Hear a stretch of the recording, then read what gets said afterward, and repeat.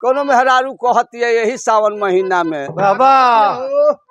अपना पति जी से का कहती है सुन लागेला भावनवा सुन लागेला भावनवा सजनवा बिना लागेला भावनवा सजनवा लागेला भावनवा सजनवा सुन लागेला भावनवा सुन लागेला भावनवा सजनवा बिना सजनवा बिना हो सजनवा बिना सुन लागेला भावनवा सजनवा बिना सुन लागेला भावनवा सजनवा बिना अरे रातिया ना नींद आवे दिन ना चयनवा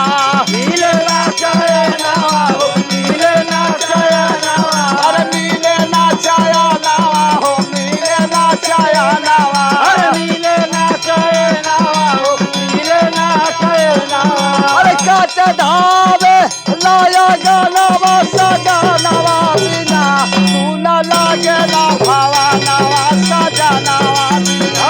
सुन लागेला भावनवा सजनवा बिना सुन लागेला भावनवा सजनवा बिना अरे पाले लारी माझी माझासी अरे बाला से लखीसी हो अरे बाला से लखीसी हो बार से लगी बार से लगी हो अरे पाला लागे सुनाया भवनवा सजनवा बिना सुन लागेला भावनवा सजनवा बिना सुन लागेला भावनवा सजनवा बिना सुन लागेला भावनवा सजनवा बिना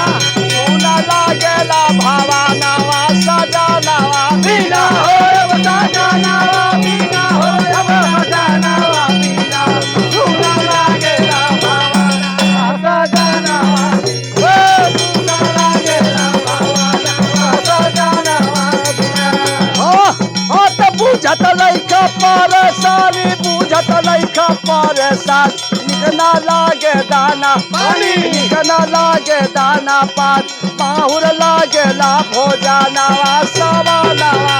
बाहु लागेला भोजनवा सजनवा बिना बाहु लागेला भोजनवा सजनवा बिना सुन लागेला भावनवा सजनवा बिना हो सजनवा बिना हो सजनवा बिना सुन लागेला भावनवा सजनवा सुन लागेला भावनवा सजनवा बिना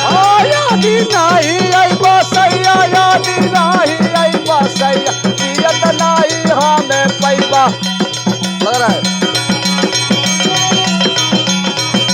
सैया तेज देबो अपनो पाला नवासा जनवा बिना भैया तेज देवो भैया तेज देवो अपना परानवा सजनवा बिना सुन लागेला भावनवा सजनवा